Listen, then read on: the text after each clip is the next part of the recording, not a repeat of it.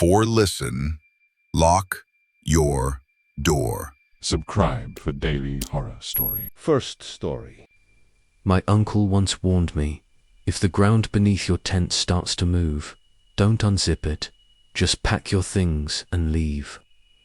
I didn't believe him until I camped on that cursed ridge. I'd been solo backpacking for 6 days, following a jagged trail that paralleled the old Tennessee-North Carolina border. Most of it was overgrown. Parts of it had long fallen off modern maps. That was exactly the appeal. I liked the silence, the sense of walking where no one had in years. Late on the 6th afternoon, I came across a clearing on a ridge that was flat, dry, and oddly square, like someone had tried to shape it for something long ago. On one side, there were shallow, weed-choked trenches about 4 feet deep. Civil War era, maybe. I remembered a ranger once mentioning old skirmish routes nearby. I decided to make camp there. The ground was soft but firm. My GPS showed I was miles from any other trail or road. Just forest, silence, and earth. That night, after cooking over a tiny fire, I zipped into my tent and read by headlamp for a while. I don't remember falling asleep. What woke me wasn't a noise. It was motion, a faint vibration at first. I thought it was wind, but the trees outside were still. Then I realized the vibration was coming from below me. It felt like the ground was trembling, not like an earthquake. This was directional, focused. Something beneath me was scraping, fast. Desperate, I sat up, heart hammering, and held my breath. The vibration moved under my pad, then stopped, then something pushed up from under the tent floor. Not much, just a small rise, like someone gently pressing from underneath. Then it rose higher. I could see the outline in the moonlight through the thin nylon dot, and then came 2 shapes pressing up through the floor. Handprints, long thin fingers. Not human, not animal, just wrong. The fingers flexed. I almost unzipped the tent to flee. Then I heard a voice. Not from outside, not from beneath, right next to me. Whispered, wet. Let it out. I froze. Not a sound in the woods. Not even crickets. I waited like that for an hour. Eventually, the handprints vanished. The tent floor sank back to flat.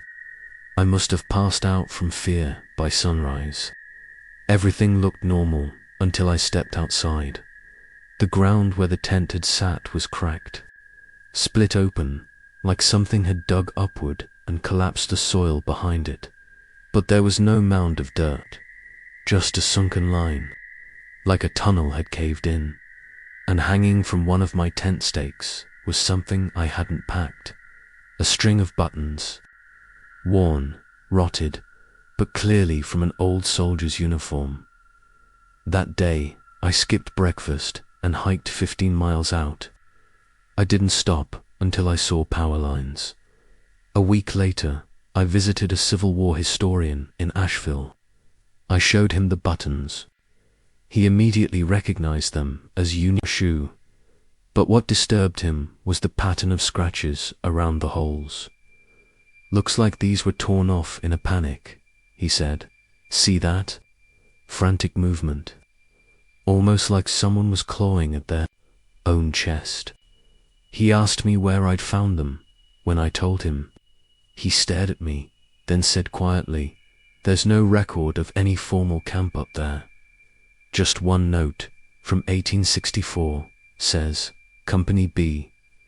Dug shallow. Men heard tapping from below. 3 never returned. No further excavations ordered." I left his office in silence, but the story doesn't end there. 2 weeks later, back home, I found dirt on the floor of my laundry room. Just a little, like someone had walked in with muddy boots. Only I hadn't been in that room for days, and when I checked under the washing machine, the concrete was cracked. A small fracture, fresh, still crumbling at the edges.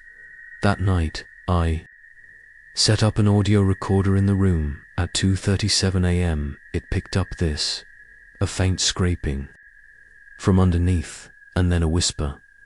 Still here. I haven't slept in that house since. But last night, while staying with a friend, I noticed a bulge in the carpet near the couch where I was lying. Just a little, and this morning I found another button in my backpack. I never touched the string again.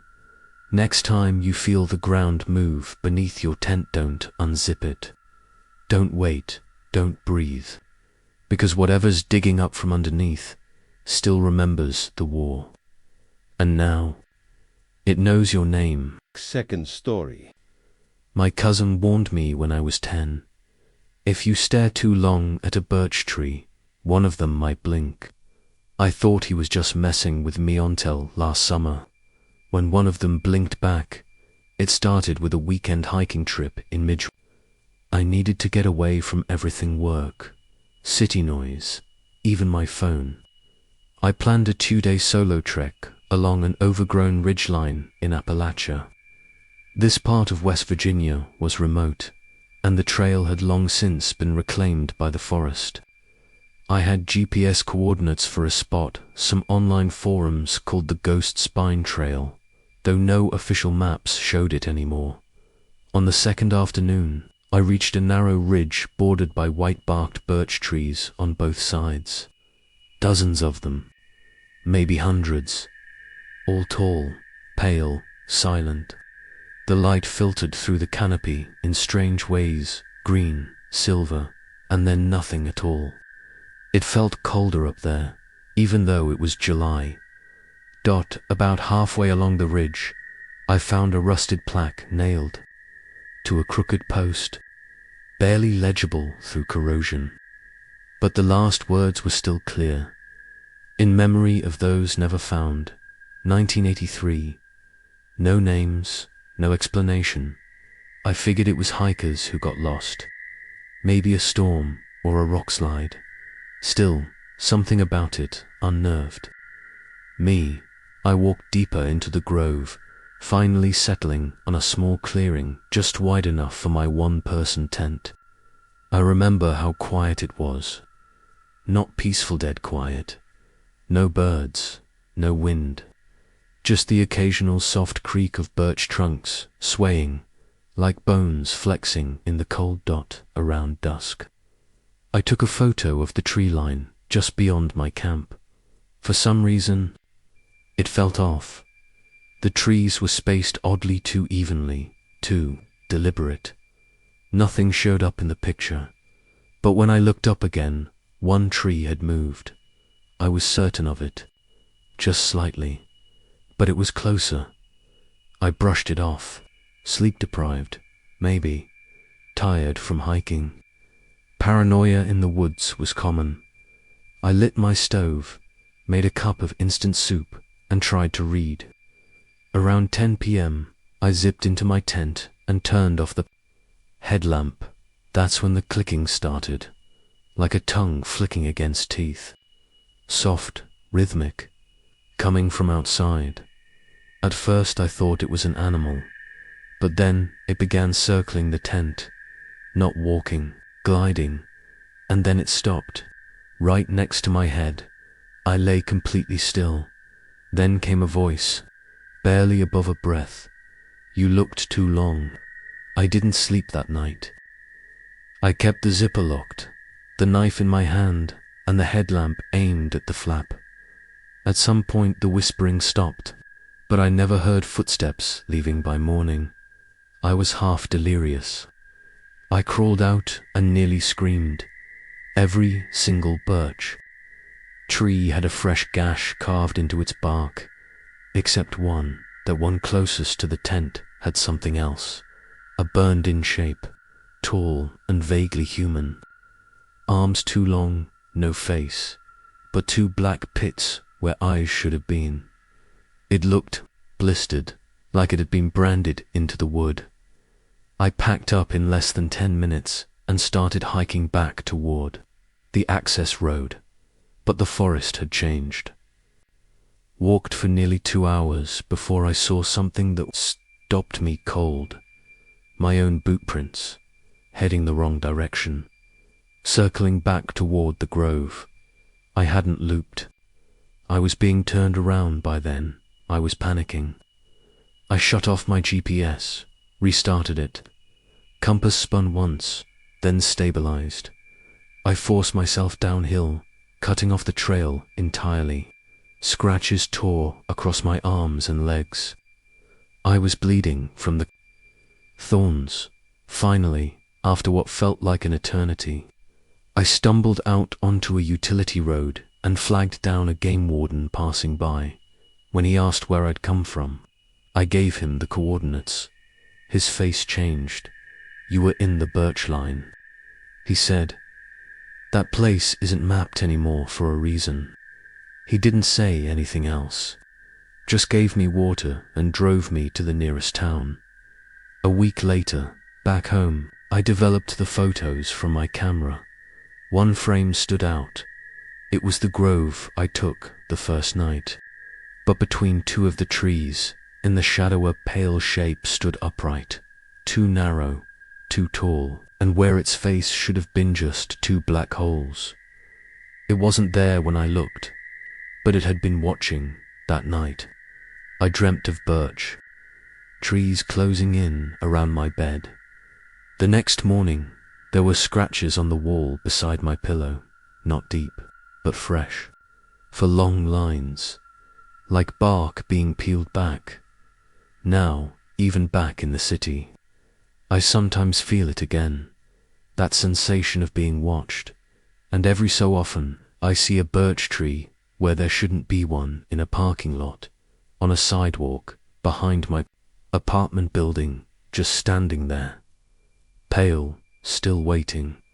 Next time you walk past a grove of birch trees in the Appalachian woods, don't look too long, because one of them might blink, and once it sees you, it never stops. Third story. My dad used to say, if you see a lantern swinging deep in the forest but no one's holding it, don't follow. That light's not guiding you, it's calling something back. I thought he was being dramatic. Then I went up to Black Hollow Ridge. It was supposed to be a short overnight solo hike, nothing fancy. I'd been scouring local forums for old fire lookout towers in the Appalachians that weren't part of the maintained trail network. I liked forgotten places, places that had slipped between the cracks of maps and memory. That's how I found mention of an unnamed fire tower south of Black Hollow, near the Virginia-North Carolina border. One comment just read, "Tower still standing, door chain shut, don't go up after dark." I assumed it was a ghost story that made it perfect. I left early that Saturday morning and parked at a gravel pull-off with no signs, just an eroded fire road. The forest was quiet. Too quiet, honestly. I passed old trail markers that had been crossed out in red paint, but there were still boot tracks in the dirt dash fresh. By late afternoon, I reached the ridge, and there it was. The tower, it stood crooked but intact, maybe 4 stories tall, made of weathered steel and wood. The access hatch at the base was sealed shut with thick rusted chains. No graffiti, no signs of vandalism, just dust, moss, and silence. I set up camp about 50 feet from it, tucked behind a wall of fir trees. I cooked, read a little, and watched the light fade behind the ridge. Right after sunset, the wind died completely. That's when I saw it. A light, bobbing gently through the trees. At first, I thought it was another hiker, but the movement wasn't right. It wasn't steady. The way it moved, too smooth, too floaty, like a lantern swinging on a long, invisible arm. It drifted between the trees, never closer than 20 or 30 feet. I couldn't see who or what held it. Then it stopped, hung still, mid-air, and the flame inside the glass. It wasn't fire. It didn't flicker. It pulsed, like a heartbeat. That's when I heard the creaking dot from behind me. I turned. The fire tower door was still chained shut, but the hatch at the top, the one leading into the ranger's quarters, was now open. I didn't open it, and yet the lantern was no longer in the trees. It was now inside the tower, swaying slowly behind the upper window. I stared at it for a long time. Then it blinked out. I don't remember crawling into the tent, just the shaking and the cold.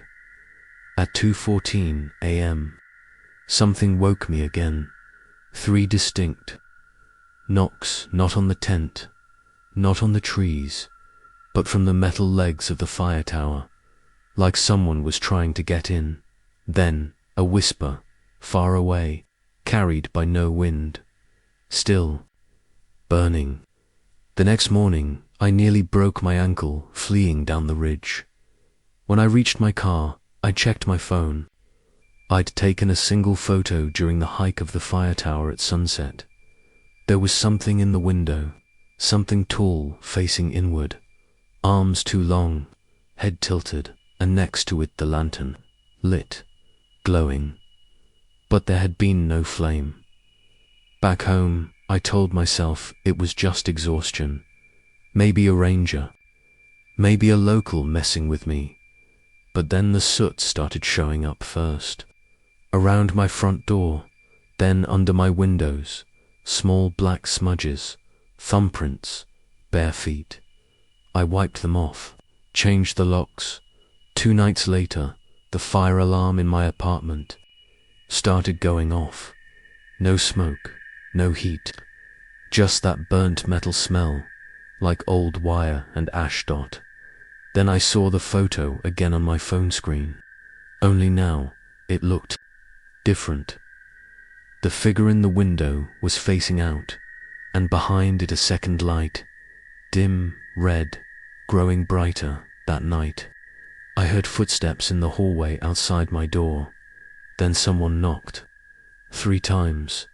When I checked the peephole, there was no one there, but the smell of soot drifted in beneath the door, and sitting just outside the threshold was a small unlit lantern.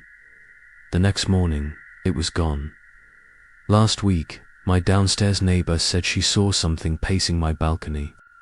Tall, slow, holding a light that didn't flicker. She asked if I had someone visiting. I didn't. Last night, I woke up to see my hallway light pulsing like a heartbeat. There was a shadow under the crack of the closet door.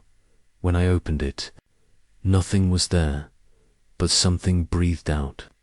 Warm, smoky breath that fogged up the mirror, and written in it was one word: return. Next time you see a lantern flickering deep in the woods, don't follow it. Don't even look at it, because it remembers who does. And each time it swings closer. Mine's almost here.